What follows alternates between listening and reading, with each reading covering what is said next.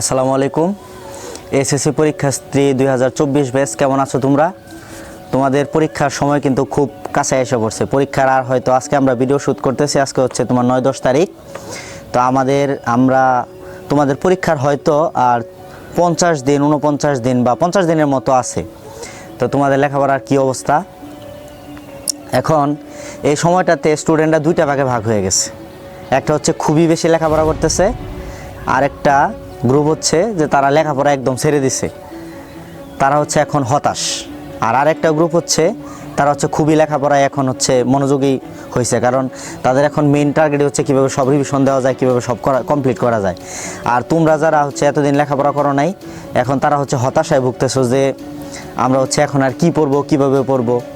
তো আসলে ব্যাপার হচ্ছে কি, হতাশ হওয়ার আসলে কিছু নাই, লাইফে আপস অ্যান্ড ডাউন থাকে। হ্যাঁ, তোমার হচ্ছে তোমরা দেখবা অনেক সময় ইউটিউবে দেখবা এরকম একটা ভিডিও থাকে যে হচ্ছে তোমার একটা সারফেসের ভিতর দিয়ে যখন একটা বল চলে, তখন যেটা হচ্ছে একদম স্মুথলি কন্টিনিউয়াসলি চলে, ওইটার যে মোশন, হ্যাঁ ওইটার মোশনের থেকে যেটার আপস অ্যান্ড ডাউন থাকে, ওটার মোশন কিন্তু শেষ পর্যন্ত মাঝখানে শেষে যায় কিন্তু ওইটার মোশন অনেকটা বেড়ে যায়।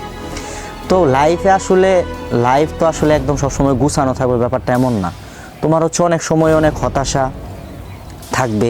লাইফ হচ্ছে হয়তো প্রথম দিকে ভালো করে পড়তে পারো নাই, তার মানে এই না যে লাইফ শেষ। হ্যাঁ, ইন্টারের এই যে 50টা দিন, এই 50টা দিনও যদি তুমি খুব ভালোভাবে কাজে লাগাও এবং পরবর্তী অ্যাডমিশন সময়টা যদি খুব ভালোভাবে কাজে লাগাও, তুমি লাইফে বেটার কিছু করবা। হ্যাঁ, আসলে সৃষ্টিকর্তার উপর থেকে বিশ্বাস হারাইও না, কারণ অনেকে অনেক খারাপ অবস্থা থেকে অনেক ভালো অবস্থায় চলে গেছে, তাই না?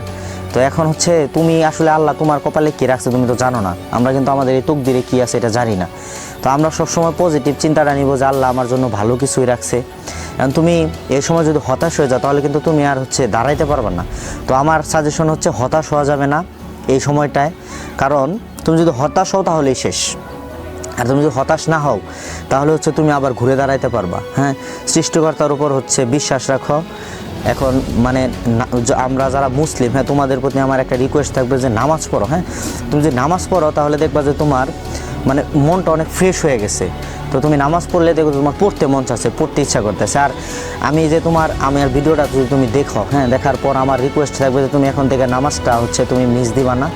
নামাজ পড়ার পর তুমি এখন বন্ধুবান্ধবের সাথে একটু সময়টা কম দাও। তুমি এই নামাজ পরে খাওয়া দাওয়া করো এবং পড়ো। হ্যাঁ, তোমার হয়তো 2-3 দিন পড়তে ভালো লাগবে না, বা 15 দিন ভালো নাও লাগতে পারে, কারণ তোমার তো সব কিছুতেই গ্যাপ, তোমার এখন ভালো লাগবে না। কিন্তু 15 দিন পর দেখবা যে তোমার একটু একটু করে গ্যাপ কভার হয়ে যেতেছে। হ্যাঁ, তখন তোমার একটু ভালো লাগবে। ভালো লাগার পর দেখবা যে তুমি অনেক ভালো করতে পারতেছো।